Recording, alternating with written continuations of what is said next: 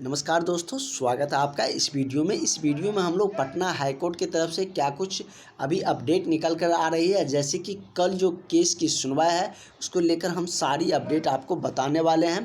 Counselling किनके करने जा रहे हैं आयोग, क्योंकि हाई कोर्ट को जो निर्देश आएगा वो अब आयोग को मान्य करना पड़ेगा, क्योंकि अब तीनों पक्ष हाई कोर्ट के पास गया है। चाहे वो मार्क्स के आधार पर जो बहाली चाह रहे हैं और चाहे जो एग्ज़ाम पास किया है वो भी कैंडिडेट, उनका भी सुनवाई हुए हैं और आयोग खुद गए हैं कोर्ट के पास। तो अब यदि कोर्ट के डिसीजन आते हैं तो उसे मान्य करना पड़ेगा। और ये जो कल फैसला होने वाली है, जैसे कि इसके लेकर हम जानकारी आपको बता देते हैं।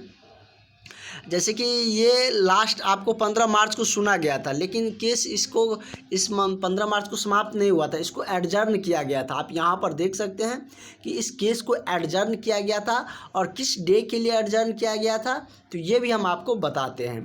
तो ये केस को एडजर्न करके 2 अप्रैल को रखा गया था, जैसे कि बताए भी थे और सारी जानकारी हमने आपको बताई भी थी। लेकिन इस दोनों केस की सुनवाई होनी थी, मतलब एलपीए और जो सीडब्ल्यूजेसी है, दोनों केस की सुनवाई होनी है।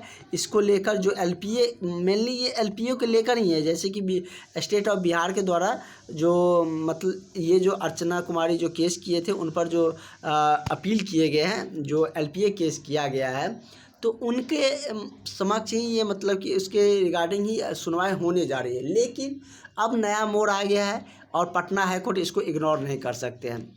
जो 269 वाली जो केस है, जो कि इस पर हम चर्चा करते हैं। 269 वाली जो केस है, जो कि यदि हम बात करें तो जो अभ्यर्थी एग्ज़ाम क्वालिफाई किए हैं उनके द्वारा ये केस फाइल किया गया है।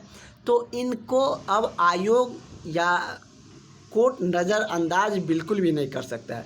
उस टाइम इसलिए डिसीजन दे दिया था क्योंकि उस टाइम सिंगल एक ही केस थे, इसलिए कोर्ट ने कहा था कि जो भी अभ्यर्थी का नियमावली पहले निकाला था 2018 के नियमावली से जो पहले निकला है, तो आप चलती बहाली में चेंज नहीं कर सकते हैं। लेकिन अब एक और पक्ष आ गया है कि ये जो केस किया है, अब ये अभ्यर्थी कह रहे हैं कि हम एग्ज़ाम दिए हैं, हम एग्ज़ाम देकर इतनी तैयारी किए, पास किए, उसके बाद इतना सारा प्रोसेस करवाया गया, फिर हमें क्यों मौका नहीं मिलेगा।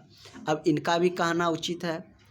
तो अब कोर्ट सिंगल साइडेड डिसीजन नहीं दे सकते हैं। उस टाइम सिर्फ सीडब्ल्यूजेसी वाले केस थे, इसलिए उसमें जल्द सुनवाई हुआ, जल्द उसका डिसीजन आ गया और जल्द ही उनकी सारी प्रक्रिया को लेकर नोटिस भी जारी कर दिया गया था हाई कोर्ट की तरफ से। लेकिन आयोग उसे मान्य नहीं किया। आपको पता है, यदि आयोग ने मान्य किया होता तो आयोग केस करने नहीं जाते और उस टाइम बहाली का प्रोसेस को आगे कंटिन्यू करते। लेकिन आयोग ने उसे रीचैलेंज किया या अपील कर सकते हैं। और इसके बाद अब जो क्वालिफाई अभ्यर्थी है, वैसे भी यदि आयोग नहीं भी करते तो जो अभ्यर्थी क्वालिफाई किए थे, जिनका मेरिट मतलब कि रिजल्ट हुआ है, वो अभ्यर्थी तो ज़रूर केस फाइल करने जाते, क्योंकि उसे भी तो संतुष्टि चाहिए कि हमें मतलब कि मिलना चाहिए, किस तर्ज पर आप हमें नहीं दे सकते हैं और जो पहले से मतलब कि प्रोसेस था उस आधार पर आप करिएगा। तो अब कोर्ट के लिए बहुत चैलेंजिंग है, क्योंकि तीनों तरफ से अब डिसीजन देना होगा। तो और ये जो एलपीए है वो मतलब कि सेम ही है, इसको लेकर आप लोग परेशान नहीं होइएगा। ये भी मतलब आयोग के द्वारा ही जो केस फाइल किए गए हैं उसी के रिगार्डिंग है। और इसमें आयोग के लिए तो चैलेंजिंग है ही। अब आयोग के लिए वो मतलब कि उतना नहीं रहेगा, क्योंकि अब कोर्ट पे डिपेंडेंट है। यदि कोर्ट आयोग पर छोड़ता है तब आयोग के लिए ज़्यादा चैलेंजिंग होंगे कि कैसे काउंसलिंग का प्रक्रिया प्रोसीड करते हैं आगे। लेकिन अभी फ़िलहाल कोर्ट के पास है सारा मामला है, तो कोर्ट ही इस पर जजमेंट देंगे और निर्णय भी कोर्ट ही लेंगे कि क्या कुछ करना है, या आयोग पर छोड़ेंगे कि आयोग ये भी कर सकते हैं कि आयोग इसका निर्णय कर सकते हैं कि वो मतलब कि डिपेंडेंट वो कर सकते हैं, डिपेंडेंट है, स्वतंत्र है, कि मतलब कि वह किस अनुसार उसको बहाली का प्रोसीड करना है, या कोर्ट डिसीजन दे सकते हैं दोनों पक्ष को ध्यान में रखकर। अब ऐसे आयोग को बहुत ज़्यादा अब इसमें रोल रहा नहीं है। अब दोनों केस का ही चलेगा ज़्यादातर, बस जो जो क्वालिफाइड अभ्यर्थी है उसके बीच, और जो चाह रहे हैं कि डायरेक्ट काउंसलिंग के आधार पर हो उनके बीच में। तो अब क्योंकि दोनों केस फाइल हो चुका है, पहले तो सिंगल केस थे तो इसलिए ज़्यादा दिक्कतें नहीं आई, और हाई कोर्ट ने डिसीजन सुना दिया, उसकी सुनवाई हुई और तुरंत उसका डिसीजन आ गया। क्या डिसीजन आया था वो हमने आपको बताया भी थी पहले, और आपको पता भी है कि डिसीजन में आया था कि जो मतलब कि जिस आधार पर नियमावली निकाले गए थे उस आधार पर बहाली की प्रक्रिया पूरा कीजिए। लेकिन आयोग ने उस पर कोई भी नोटिस नहीं जारी किया कि हम उस मतलब कि कोर्ट के जो ये डिसीजन है उसको मान्य करके हम बहाली की प्रक्रिया को प्रोसीड करते हैं। तो और कोर्ट के डिसीजन को नज़रअंदाज भी नहीं कर सकता है आयोग, तो वो खुद कोर्ट के पास गए कि हमने प्रोसेस इतने सारे कर लिए हैं, क्योंकि आयोग ने बहुत सारा प्रोसेस कर लिया। ये आपको पता है कि रिज़ल्ट प्रकाशित हो चुका है, एग्ज़ाम तो लिया ही, फॉर्म भराया, एग्ज़ाम CBT एग्ज़ाम हुआ आप लोगों का, रिज़ल्ट प्रकाशित कर दिया। उसके बाद यदि हम बात करें तो ऑब्जेक्शन का लिंक एक्टिव कर दिया गया था, DV भी करवा लिया, 2 बार DV हुआ है। डॉक्यूमेंट्स वेरिफिकेशन के लिए भी सारे अभ्यर्थियों को बुला लिया गया था, डॉक्यूमेंट्स वेरिफिकेशन भी हो चुका था। तो आयोग इतनी सारी प्रक्रिया कर चुके थे बहाली को लेकर।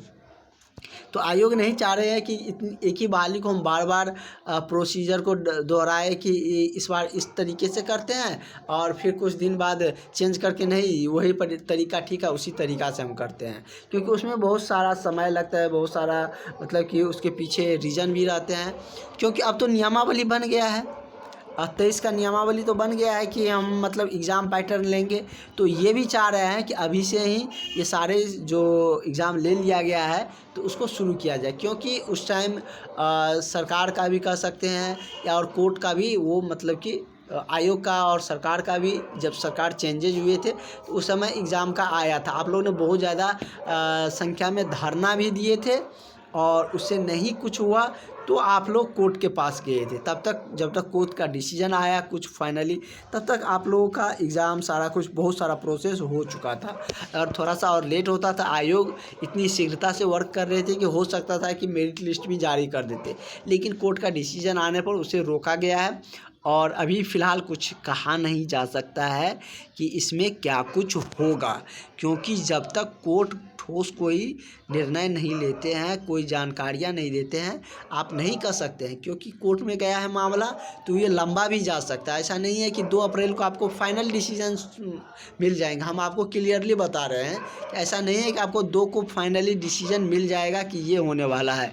वो आपको कोर्ट में गया है, तीनों तरीके से मतलब कि कोर्ट में डिसीजन होंगे, तीनों केस की सुनवाई पर होने पर ही सारा जो कैलकुलेशन है वो निकलेगा। उसके बाद ही कोर्ट फाइनल डिसीजन सुनाएगा, फाइनल निर्णय देंगे। तो आप लोगों को इंतज़ार करना पड़ेगा, धैर्य रखिए, जो होगा लेट लगेंगे लेकिन सारा कुछ होंगे। तो आगे की और भी जानकारियाँ होंगी, कल क्या कुछ होते हैं, कितनी नंबर पर सुनवाई होते हैं, कल कब तक केस को सुनवाई होंगे, वो सारी जानकारी आपको मिलते रहेंगे। चैनल को आप लोग ज़रूर सब्सक्राइब कर लीजिएगा। Thank you.